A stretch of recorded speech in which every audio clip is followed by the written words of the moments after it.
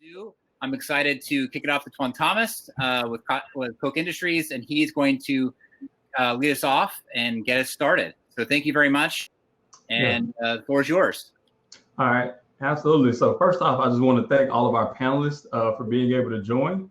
So thanks for chiming in. I see, like Tyler said, we have a rock star panel. So super excited about hearing what you guys have to say, et cetera, and also eager to hear back from our audience later on. But want to just start out again by just thanking everyone for taking the time to come to the Equity and Innovation discussion. It is jointly being sponsored by Accenture Ventures and Venture Cafe.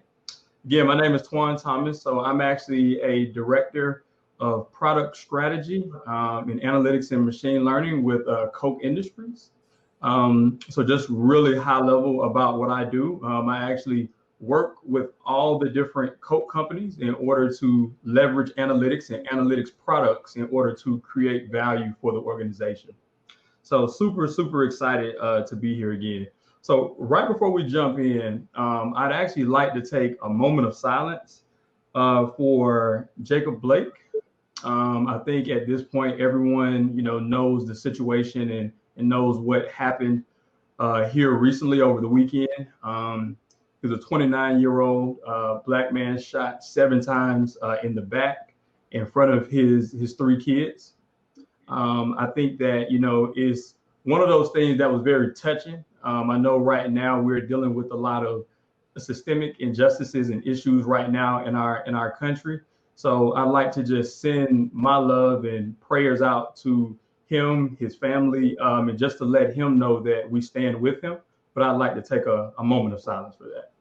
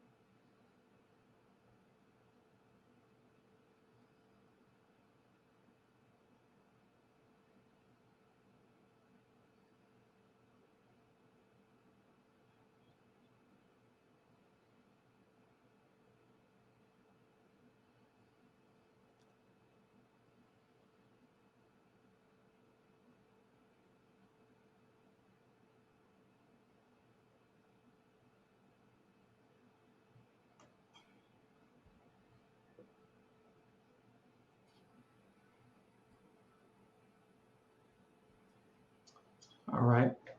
Thank you, everyone.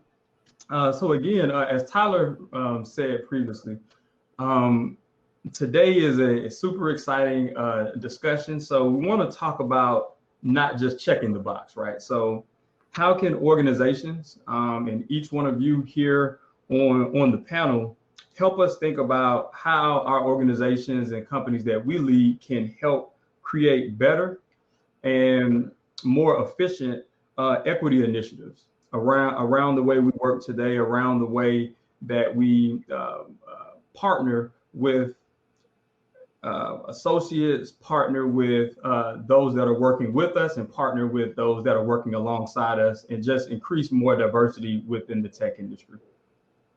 So I want to just start off by asking each of the panelists to introduce themselves. So I want to see if you guys can cover just 4 short things for me. So your name, the company that you're with, your role there at that, your title and your role there at the company. So we can start with you, Dujon. Awesome. Thank you all. I'll just have to say quickly, thank you to the Venture Cafe for creating this space for us to have this discussion, for Twan for moderating and for allowing for a moment of silence for Jacob Blake and his family. He actually grew up and went to middle school and high school in my hometown, just a year older than me, up in Evanston, Illinois. So it's hitting near and dear to a lot of people in my circle. So thank you for creating that space and that opportunity for that. But I am Dujon Smith with Accenture Ventures, which is co-hosting and sponsoring this event today. I am the Midwest lead for Accenture Ventures, so I get the fun and exciting job of connecting startups with our clients, and based out of Chicago. Nice. All right, thanks for that, Dujon. James, you want to go next?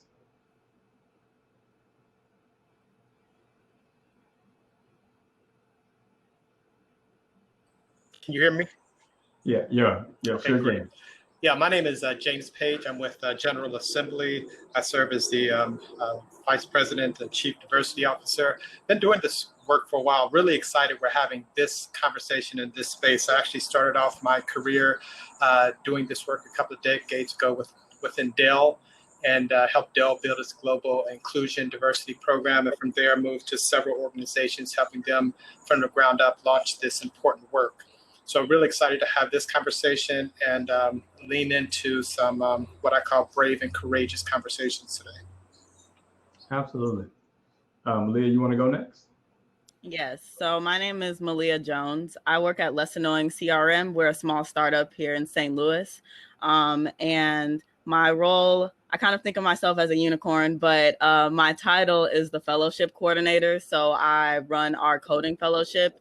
My role in the company, I do a lot of work around diversity, equity, and inclusion, recruitment, and just bringing more people into our company. Yeah, nice to meet you. Thank you for being here. All right, Tamara, you want to go next? Yeah, hi, I'm Tamara Steffens. I work for Microsoft, actually M12, which is our venture arm, and a small team that invests in early stage startups. Malia, I'd love to talk to you about that. And we are trying to help our companies that we invest in our portfolio become more diverse and make sure that it's really a part of their journey and their growth. Microsoft fully believes in that, and at M12 we try to make that happen for them. All right, thanks for that, Tam. I really appreciate it. So I'll start off. I'll kick off the first question to Dujon, actually. So the first question is, what is performative allyship? Question. I would have to say, if we start with thinking about what an ally is overall, someone from an unmarginalized group basically using their voice and their privilege to amplify the voice of those who are marginalized, and maybe kind of transferring that privilege and advocating, sponsoring for these individuals. And then when we think about the performative allyship, those are just, to me right now, the broad gestures, whether it's through posts, pictures, PR statements that publicly might, combat or say or condemn racism as an example, but then are not really doing anything behind the scenes that's stopping those things from happening, whether in their personal lives, professional lives, workplace, or anything like that. So it's really the broad gestures without the action to kind of beef it up and back it behind. Absolutely. And to kind of piggyback off that as well, what are some of the things that you think startups or enterprises should do and or stay away from when it comes to equity in the workplace? Is that still for me or for some of the other wonderful panelists? Actually, I'll open it up to the panelists. I'm going to let James take the next one, and then I'll piggyback off of what he said, because he's been doing this great work for so long. What's important is that organizations understand that DEI is an important strategy for success. It is not a PR gesture. It is not something where you try to right or wrong, or you're doing it because some black guy got shot yesterday, so now you want to have DEI initiative. What you need to ask yourself is, how is DEI, diversity, inclusion, belonging, equity, helping your organization succeed in an intentional and strategic way?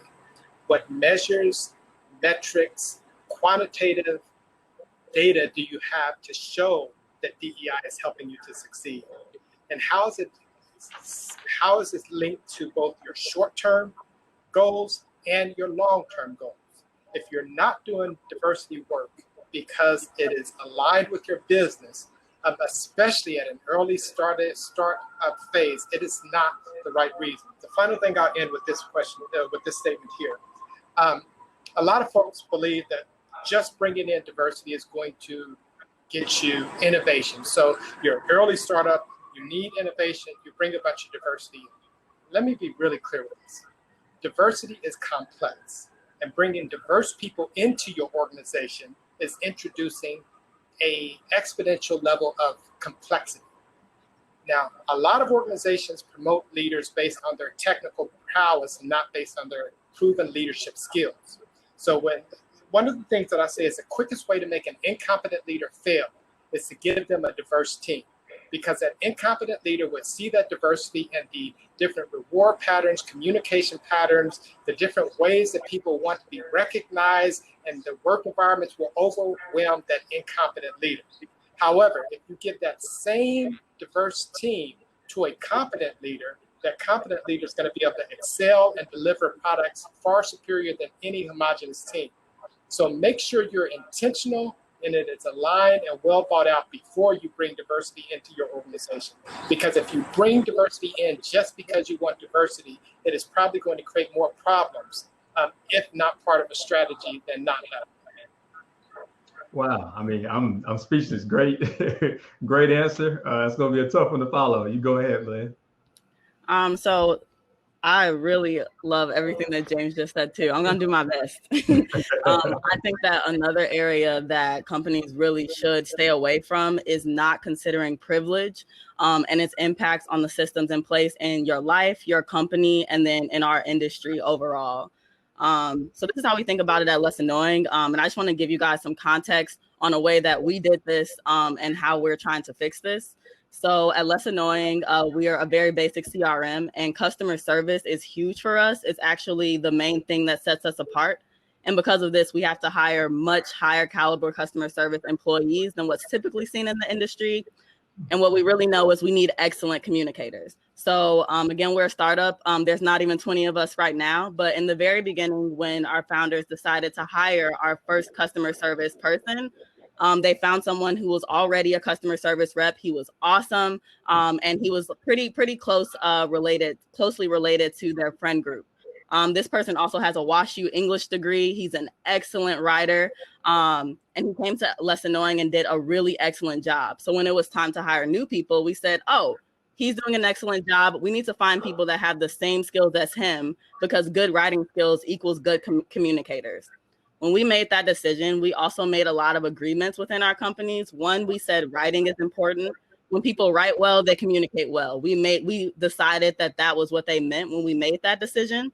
And then further, we decided that that's going to be our measure of good communicators. So what we really found was that we weren't measuring good communicators. We were measuring if someone was as good of a writer as someone who graduated from WashU with an English degree. And by doing that, the skill we were looking for was good communication. That's good, no problem with that. But the method and measure was not good, because people who didn't have the same privileges as that person were being underserved. So we decided we needed to change that. And since then, we found new ways to figure out how to evaluate people's communication skills, in a more holistic way. And this was really easy. So some things that we do now is when you come in, we'll take you to coffee, see how you interact with different people. We play games because we see how people work on teams. How do they ask questions? And so when I come back to this idea of considering privilege, something that we had to do in that situation was evaluate what values, biases, and experiences were impacting how we set up our system of how we're going to evaluate people to bring them into the company. Wow. Yeah, I think that it sounds like you guys have it almost down to an art. We make decisions, and then we make difficult decisions, and then we make changes. So nice. I think that's the key. Cool. All right, I'll open it up for any other responses. If not, we'll go on to our next question. All right.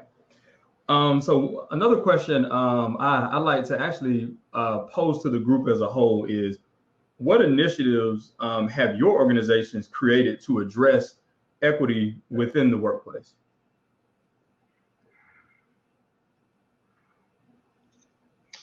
I can take that. Fortunately, being with such a large organization like Microsoft, a very deliberate and detailed program around diversity and inclusion and all employees. We provide a lot of training and try to make sure people understand what it is, because as I think James may have said earlier, you can't just hire for that reason, right? And you really need to think through that, because you will find people saying things like, I need to have a diversity hire. Exactly. Horrible term, because how about hiring a great person? How about hiring the right talent? The fact is, especially in a large organization like Microsoft, we serve a global community. We have to have a global workforce. We serve a diverse population. We have to have a diverse workforce. It makes us better. It makes our products better. It makes our company better. Fact, and there's plenty of data to support that. So we can make those decisions, but we really, no one wants to be called a diversity hire, right? They want to be hired because they're awesome. And we really have to get behind that and hire a diverse team. That should be a goal and objective, but do it in a way so that there's some level of equality in the organization. And I think that's critical.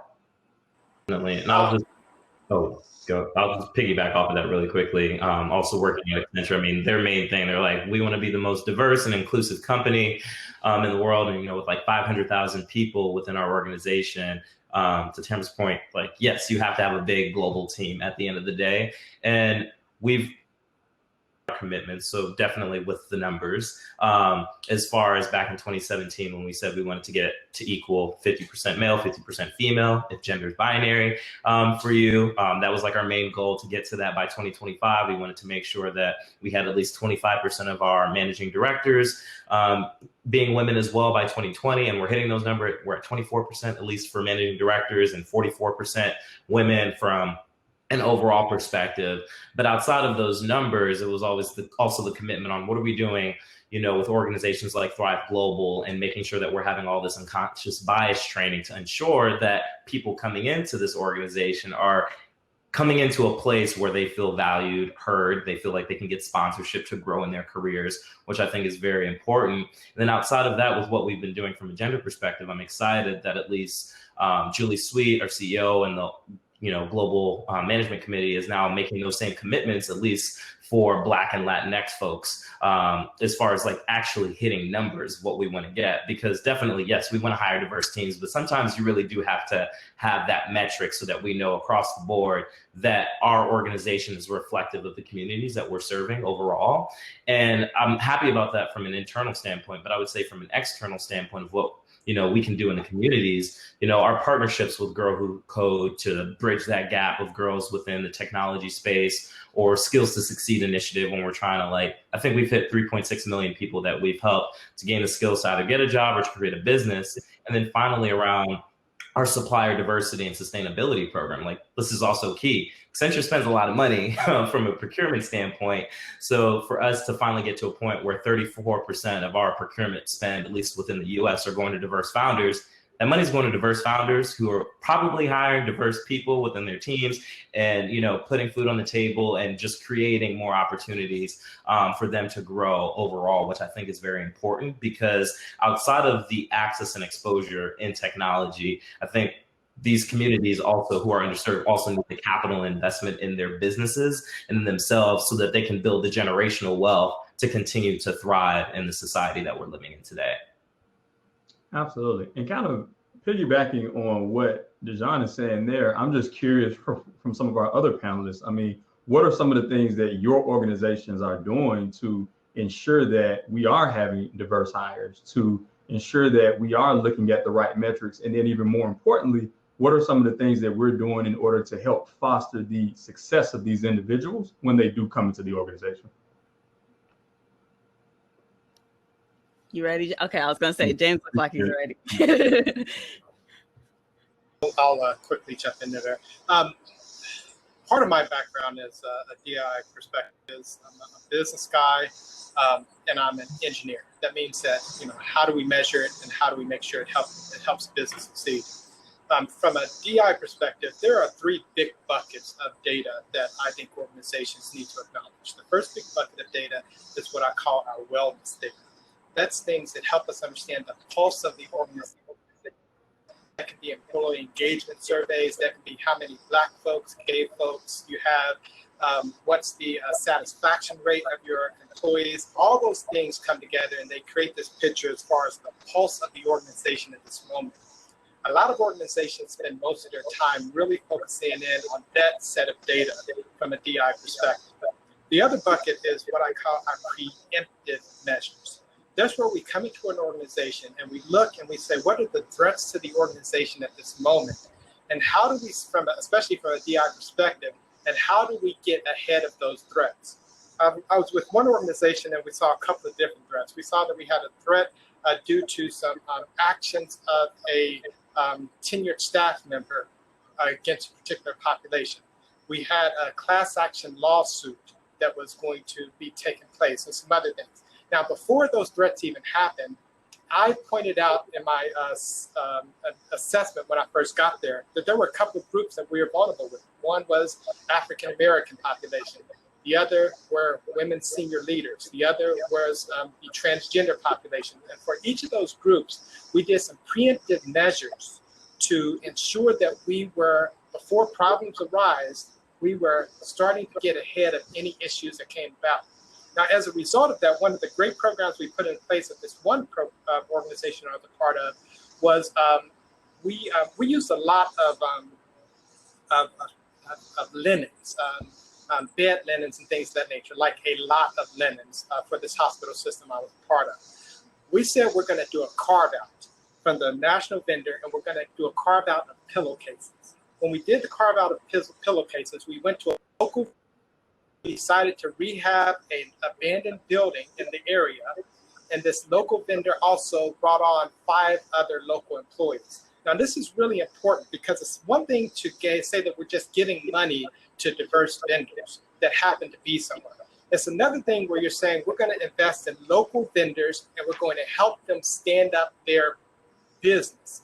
Now, once we help that vendor stand up his business, he delivered incredible results for us. He hired returning citizens to be part of his program. He was so successful that the other universities and health systems in that area picked up this vendor for their full linen projects. So it's not enough to say that we're going to give money to these individuals, but how do we make sure that we're giving money to individuals that are going to invest in infrastructure, people, and their long-term ability to succeed within the community? And the third big bucket of data is what I call our predictive measures. That's where we start to look at things such as the census data. We start to look at the gentrification rates and the movement of populations, and understanding that within this area, we're seeing a large number of Tagalog-speaking individuals. And what does that mean to our ability to strategically grow our initiative? So again, I'm back to this point of how do we use data to help make sure D&I is intentionally successful in the organization. Absolutely. Awesome. Yeah, you can go ahead. Okay. I really appreciate everything that you just shared, James, especially this part. I don't remember exactly the words that you said, but to me, it sounded like what you all did with that linen vendor is you met them where they were, and then you supported them to get to where they needed to be. And that's exactly what we try to do here at Less Annoying too. Back in 2015, like a lot of tech companies, we were taking a look at ourselves and seeing that we were not very diverse. We were not reflective of the St. Louis community. And when we looked at our developer team, like most people in the tech industry, we were like, we're definitely not reflective of the St. Louis community. We have a very monogamous team. And the way that we were recruiting developers at that time was going to colleges, local colleges in St. Louis, and telling the computer science majors to apply. When we really sat and thought about it, and we said, wait, computer science majors do not make up a diverse group of people. And if that's how we're going to hire developers in the industry, our industry will never be diverse because it can't. So again, there's no way to make the industry diverse that does not include hiring people that are not computer science majors. So then we're like, okay, well, I guess we need to find a new way to hire people that aren't computer science majors. How can we do that? And so we started from the resources that we had. We knew that we could teach people how to code. We knew that we could provide space, mentors, and then we could also provide a stipend for them to be able to live and learn how to code. So through that problem, we created the Coding Fellowship, where we teach people from underrepresented groups how to code. And we created it from a place of equity. And I just wanted to break down how we did that, because I think DEI gets really woo woo, and sometimes it's hard to think about. So first we figured out what is our target community, people that are underserved and underrepresented on developer teams. Boom, we got it. So what do they need? What is something that we can provide them with? A skill that's going to equip them to be an actual candidate to get a job as a developer. Boom. Okay, we can do that. What could they possibly need to be able to learn in a comfortable way? Well, people need food, people need a place to live, and people need money to pay for those things. While we don't have a lot of money, we're a very small company. We do provide a small stipend for the fellows while they're in the program, in hopes of mitigating some of that and bringing real equity, which to me is giving people exactly what they need to be successful. And then we provide them with support throughout the program and beyond. And something that's really cool is sometimes you try things and you don't know if they're going to work. This works. I actually came into Less Annoying as a coding fellow, and now I teach the Coding Fellowship. Another person that was in the same cohort as me, she's a developer now at Less Annoying. One of my former students is also a developer now with us. So we're teaching them. And then there's one thing, we talk about performative allyship. It would be one thing to create this program and be like, woo, we're awesome. We're teaching underrepresented people how to code. Yeah, we teach them for 3 months and then off you go. But we're teaching them, we're hiring them. And then other coding fellows, they always have us as a resource to come back to, whether it's for wanting to brush back up on coding or wanting to brush up for an interview for another company. There's a constant cycle and an open space for them to be supported. So that's something that we've done that I'm really excited about. And then another thing that we do is just constant evolution of our recruitment process, which I could get really specific about, but I'm very long-winded, so I'll stop there. No, but I think that, again, I think that was great. I think between what I heard from you and James, the things that really stood out to me to kind of bring it all together is that your companies figured out and developed a success criteria to make sure that the diverse talent that was being brought into the organization was successful. So it sounds like there were a series of things that were done. So whether it was support, whether it was effective measurement, whether it was the ability to pivot quickly and adjust and meet those individuals where they were, but ultimately showing that talent leadership can create value. And I think that value creation piece to me is very important to highlight, because I think that in itself is one of the key success measures that I think us as individuals, as we're looking for diverse talent, as we're trying to bring that forward to our organizations, we can tout those numbers to show that success. I think Malia's, I'm not sure, her camera just dropped off there. One of the things I love about what she just said is also this idea of the responsibility to help organizations succeed and get back. And that is something that I think organizations need to take extremely seriously. I know that Microsoft has done that for years. One of your, Gwen Houston is a good friend and mentor of mine. And so as we're thinking about not only how do we help benefit ourselves as businesses, small businesses, and the businesses we're dealing with, but how do we make sure these businesses are also benefiting other folks so that there is a trickle effect within this work that we're doing? Absolutely. Yeah. I totally agree with that.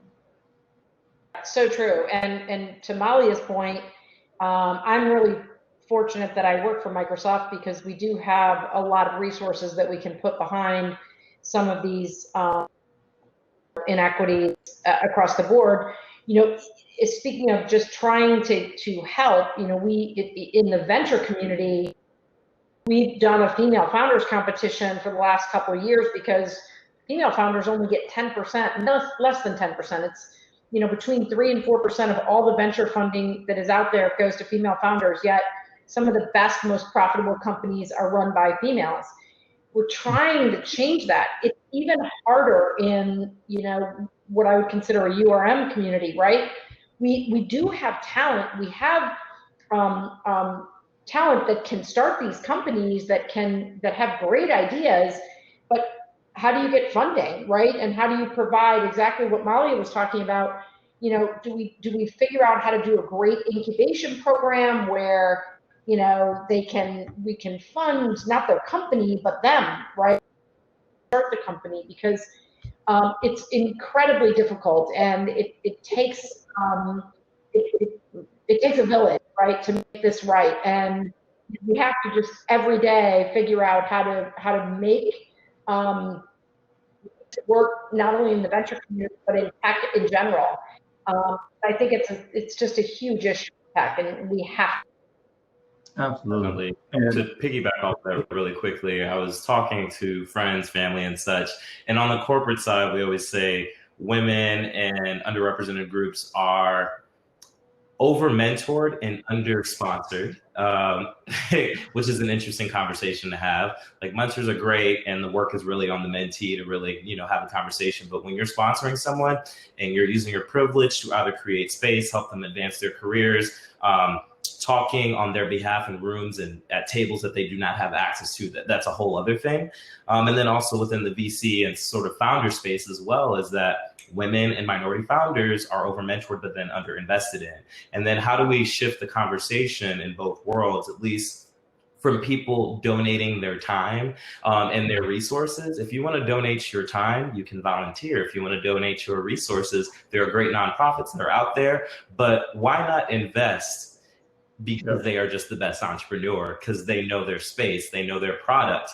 To Tamara's point, hire a diverse team. This is just something, the data is out there, to James's point, between Morgan Stanley, McKinsey, the data's there. We're leaving money on the table at the end of the day at this point. I think we're leaving money on it. So we just need to, just shift the mindset to make sure there's a better balance between, as I was saying, mentorship and sponsorship from a corporate and just higher retention standpoint. And then from an investment standpoint, just mentor and investment, just bringing that to a right equal space. And then also just shifting our language when we're talking about women and minority founders from an investment standpoint. This is not a charity case. It's not a social impact fund or anything like that. These are just wonderful rock star entrepreneurs who know their space. And we as investors, we as corporate innovators need to do more, to Malia's point, just expanding our scope and our reach of where we're looking for this talent and where we're looking for this pipeline of investments. And I have a question for Tamara, actually, especially being in the VC space. So I'm just curious, so what are some of the things that you and your company are doing to invest in more diverse talent and also invest in more diverse founders? Yeah, a couple of years ago, we started with the female competition and actually got a significant amount of funding to do exactly what Dujon just said, which is invest in these companies and put people on their boards and really continue to invest, and at the next round help them find additional funding and do pro rata. And that it's really important. I mean, some of these companies are the best I've ever seen. When we did this, and we're going to expand it, we're going to continue to bring in underrepresented minorities and additional females. We had 700 applicants in our last competition, and I could have invested in 100 of them. They were that good.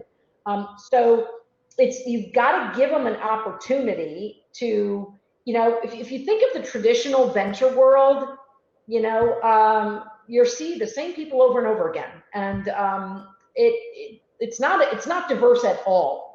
And so they continue to get the investment, and you're not even seeing the other companies that exactly what you said, they're rock stars, right? So we've got to somehow open the door, let them in, let them talk about their product, their solution, how they're going to go to market. And you know what? They might not be as experienced. Fixed. You can solve that. Great idea, great founder, great work ethic. You can fix the experience by helping them, right? Give them the funding, give them the mentorship, real mentorship, not volunteer, not, hey, you can sit at my table. That's not what they need, right? They need real money, real help. And that's a fact. Absolutely. Yeah. I mean, great response. I'll open up, this question to the entire group. So looking forward to the future, what are the things that we need to do now to make sure the next generation of people entering the workforce inherit something better than what exists today? Oh, yeah, go ahead, Emily. I think I'm the newest to the workforce.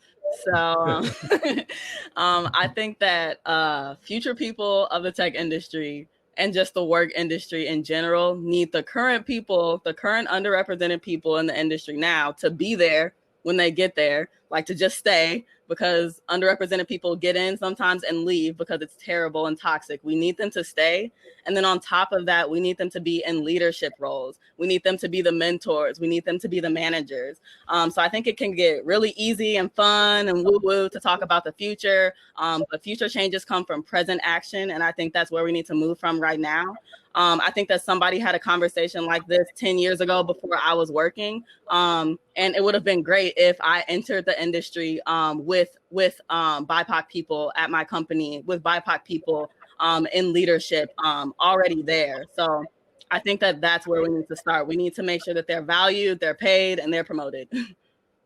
Yeah, that's a great way to put it. Dujon, what are your thoughts on that? Definitely would agree. Just the visibility is key from the board of the directors, C-suite, mid-level management. People need, it would be my dream and my hope that, my children, when they enter the workforce, they could walk in and just be able to see themselves in any role, any department, any space, and not have any roadblocks to get to where they need to go. They have the sponsorship that they need. They're on teams that value them, that hear them, that support them for anybody. You look like, what your sexual orientation might be. That's what I hope that this next generation goes into, a place where they feel like they could easily traverse the organizational waters that are in front of them at the end of the day. I think that's key. Thanks. James, Tamara, what do you guys think? I think companies like Microsoft have to do as much as they can. And I say do more. I think we're maybe still the most valuable company in the world, right? We have a lot of resources. We are using them. We are helping. I will continue to push the organization to do more and more. I have a daughter that just graduated from college. I have hope that her generation sees it and that they're entering the with a different mindset. I believe that. I want to believe that. We have to continue to do more. I mean, I will say this, like Microsoft, finally, we now interview at any university, right? It just like we go out and we diverse universities, we like throw the net wide. It's been fantastic. We have better talent coming into the company. And it's made a big difference in the 5 years I've been there, and I've seen us make those changes for the better. And I just hope, I hope that the people that we bring in, exactly what Malia said, is they stay, they move up, they mentor, they manage, and we just, keep it moving. I think we can do it. I have to wake up every day and have hope, because if that's important, and I think we can get there. It's going to take a lot. It's not a 1 year effort. This is a many year effort, and it takes a lot of people and a lot of money. I think exactly what you said. We can definitely do it. Elon Musk is trying to colonize Mars, but he says it's too hard to hire Black people, but we can definitely do it. And then I also want to, so my name is pronounced Malia, like Malia. So you're close. Sorry. Very sorry about All good. To the point that we just made, again, much like what Malia was saying, at General Assembly, we have a program, Code for Good, where we're actually investing in people who cannot, are coming from a different type of background. How do we make sure that those individuals have access to the training to be the next generation of coders? But it's one thing, and Malia, I think it was you that also said this. It's one thing to have, as we're interviewing folks, we need to recognize the bias that's part of that system. This idea of I want people who look like me. We're confusing what I call conscious qualifications versus unconscious preferences. Malia, what you described earlier when you were talking about that English degree, that was an unconscious preference that had surfaced that many people thought was a conscious qualification. It was not a qualifier, it was a preference. But when we start to think about these days and think about the biases that we carry, one of the things that I ask people to do is I ask folks to think about 5 individuals, and I want everyone to do this really quick. Think about 5 individuals that you trust that are not your family members. And if you got the names of those 5 individuals you trust that are not your family members, and I want you to think about their religion and yourself. I want you to think about their religion, their age, their sexual orientation, their family structure, their race and ethnicity, their political status, their education, their socioeconomic status. And what we find for most people is that when they run and they compare those 5 individuals against themselves, they find that they have a lot in common with their trusted 5. Now, why does that matter? If we're going into a hiring situation, and I have 2 candidates that are really, really close, I'm going to hire for trust. I'm going to say that, you know what, there's just something about this person that I feel that I can trust them. And many leaders go into a hiring process, a promotion process, an investment process with the idea that, you know, they, for some reason, they remind me of myself. And until we surface this idea that this bias, this trusted 5 bias is happening unconsciously, it's going to be really hard to break the modes and invest the way we need to make sure that we see the potential in everyone. So things of that nature. So it is critically important that we know ourselves, we know our biases, and we know how these biases impact our decision making. Absolutely. Thanks for that, James. Yeah, I couldn't agree more. So we're actually getting ready to approach the top of the hour here. So we've got about 13 minutes left. So what I want to do is go ahead and open it up to some of the questions that have come in from our viewers. So I'll start with our first question, and I'll just kind of push this to the panel, in general.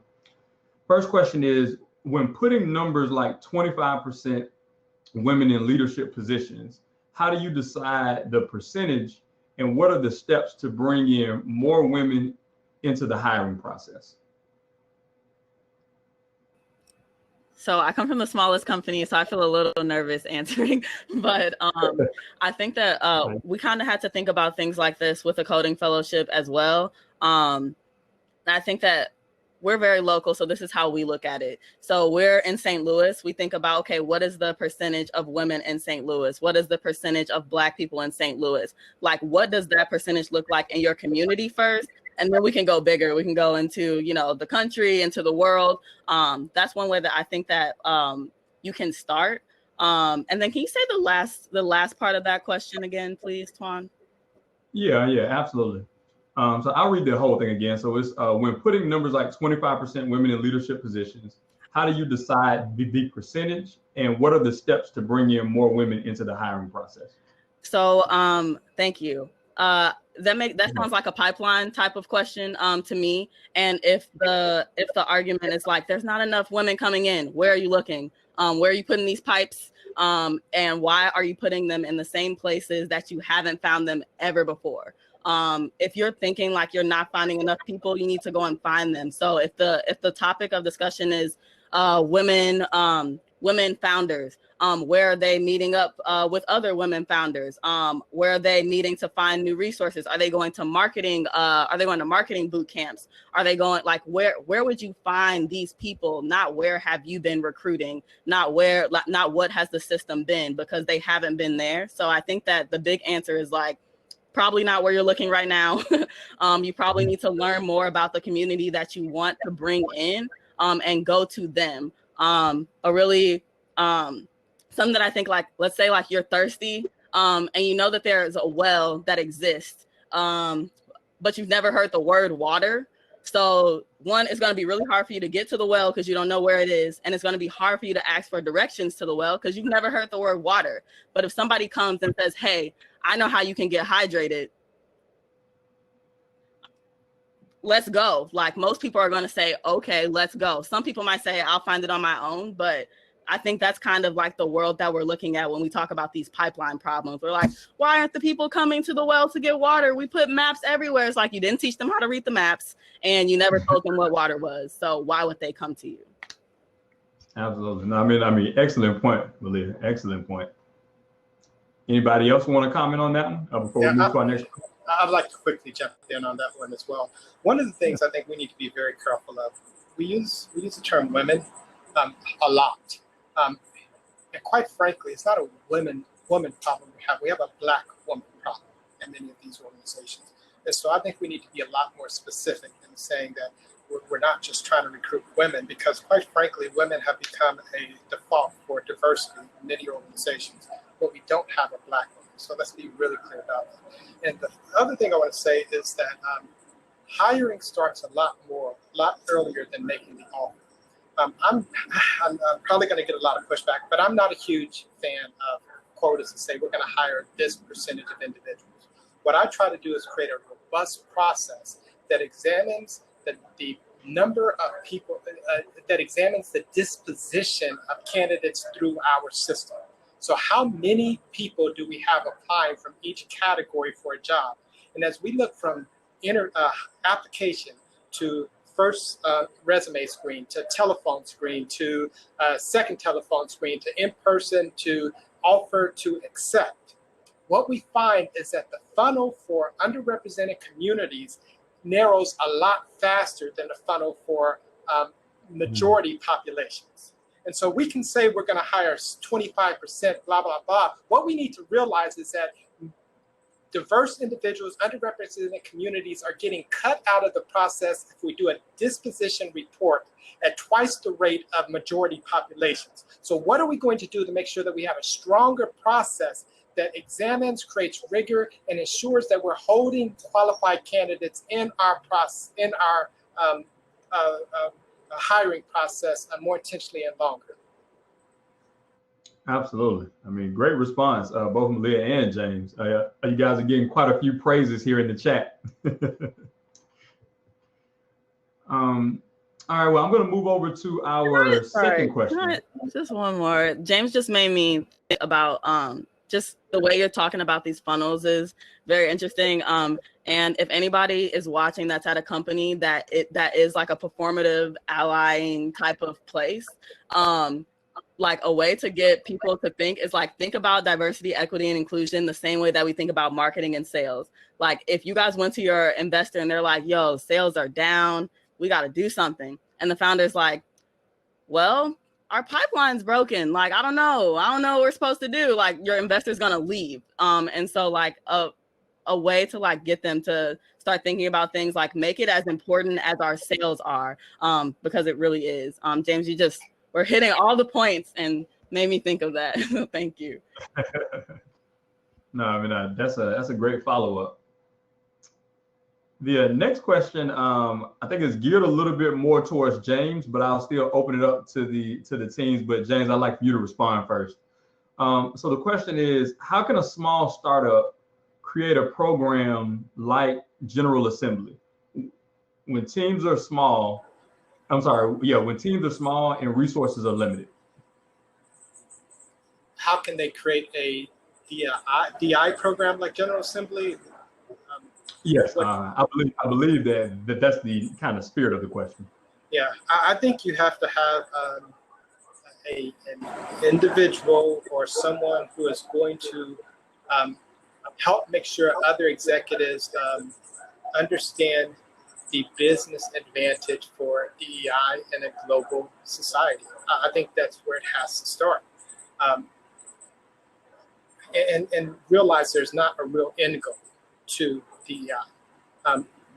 Some organizations, and I've seen it, where they'll get someone in and the person will make some kind of progress and they're like, okay, we're done with that DEI thing, so we're going to go and focus in on something else. Let me make this really clear. Yeah. If we have a great financial year for 5 years in a row, we don't say, you know what, we don't need a CFO any longer.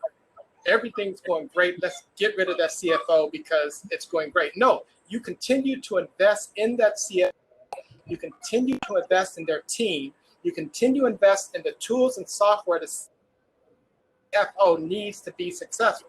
Same thing with legal. Same thing with any other area if they're performing, except for diversity. We say that, you know what, we're doing really well with diversity and we got it. We don't need that anymore. Everyone needs to receive diversity and inclusion as just like any other critical function in the organization that you invest in, that gets integrated, and you continue to grow as the organization grows.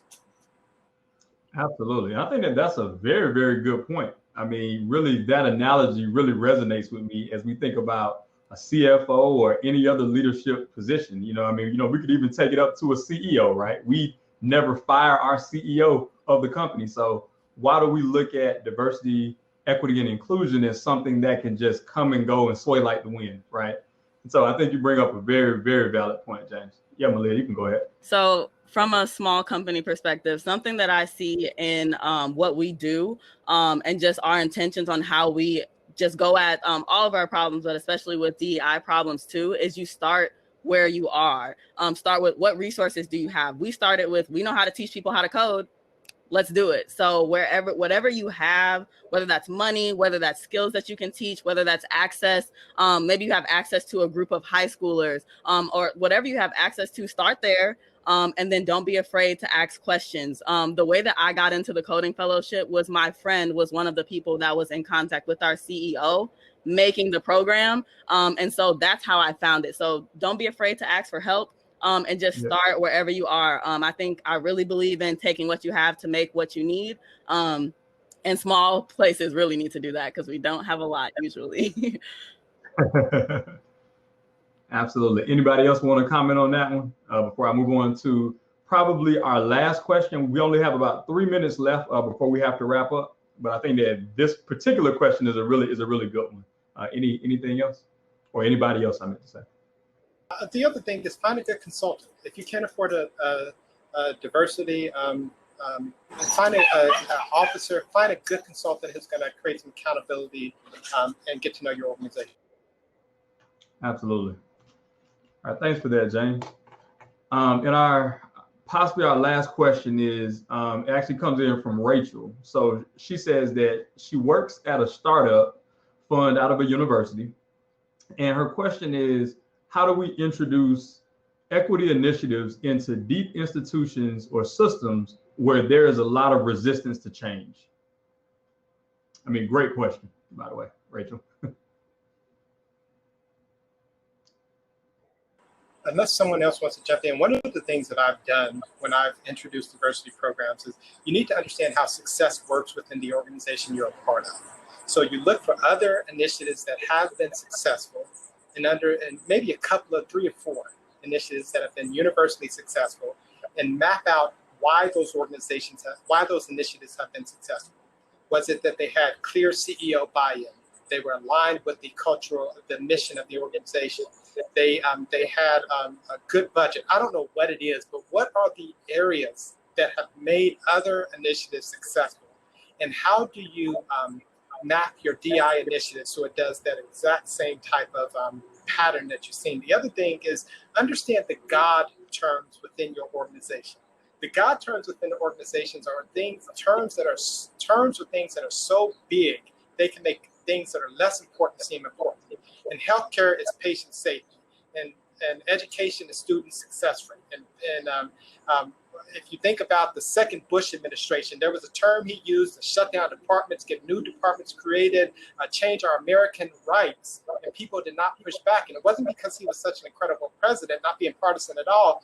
It's because the term that he used was homeland security or terrorism after 9/11, and no one wanted to be against that. So what are the God terms within your organization, and how are you leveraging the God terms in your culture to help move the initiatives that are important to you forward?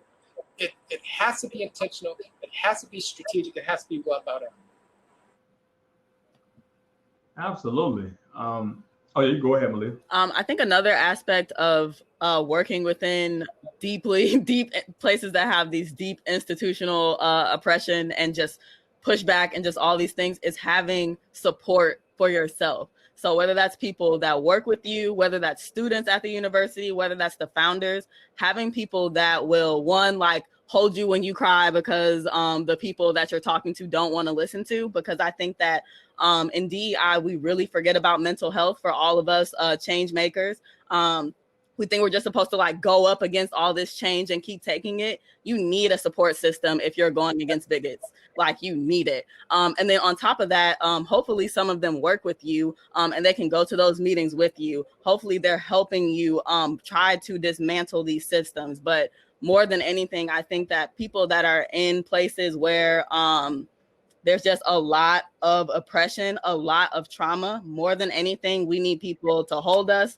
We need people to tell us that it's okay so that we can come back to work the next morning. Yeah, great response. And just, right before we wrap up, I'd also like to hear from Tamara and Dujon, if you guys have any closing remarks or anything that you'd like to add before we get ready to wrap up. I would just say that I really agree with James on the concept of how do you make it work within your organization. You do have to find out what has worked before. So go figure out simplest programs that have worked and try to mirror that so that you have an example. And we are trying in the venture community, right?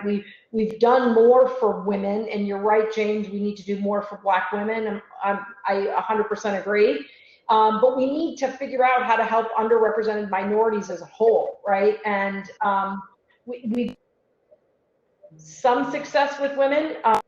So maybe we can take that success and apply it to the underrepresented minority community in venture and make a difference. And I think you got to look at what worked in the past and try to repeat it in a way that will work in the future. Absolutely. All right, thanks for that, Tamara. Dujon, anything on your side? Yeah, all about, as they say, fast failing and the startup world in that space, and coming up with a plan, especially with an institution that is resistant to change. It's just really, as James said, coming up with those God terms, coming up with that plan. You know, as we were talking about like people just falling out of the pipe, maybe due to just unconscious bias, and people, there are so many new technologies out there that startups and organizations can leverage, like Pymetrics, which is literally, you know, creating blind auditions essentially for matching the best candidate because of their skill set with a job that has nothing to do with their race, their ethnicity, their sexual orientation, or their ability to move overall. So I think overall, as we as organizations and institutions start to introduce some of these things, and obviously making sure that it's audited AI into these processes and removing some of that human elements that causes some of these things to allow, you know, minorities or underrepresented groups to fall out of the pipe twice as likely, then I think that's kind of the change that we can look to move forward to. So you, in a small startup or in a large organization, just build out that quick pilot plan. Like, what can we do in the next 6 weeks to just pilot this out with one specific role, one specific department, for us to get a better pipeline of individuals that are going to be here, they're going to be retained here and promoted here. And then also on the investment side as well, how can we look and source and identify other places outside of, you know, a Harvard MBA job board to find potential founders for us to invest in. So I think it's all about just coming up with a quick, fast fail plan and showing the success and moving forward and iterating on that. So. Absolutely. I mean, so I'd just like to thank all of our panelists today. So Tamara, Dujon, Malia, James, you know, I mean, we really, really appreciate you guys taking the time. I know each and every last one of you are extremely busy individuals. So I'm sure that our audience feels the same, you know, based on the comments. I think it was a very, very productive discussion, and we appreciate it. And just so everyone knows, we are getting ready to move this over to the networking space. So we're going to go ahead and wrap things up. I'll let Tyler, I'll let you take it from here.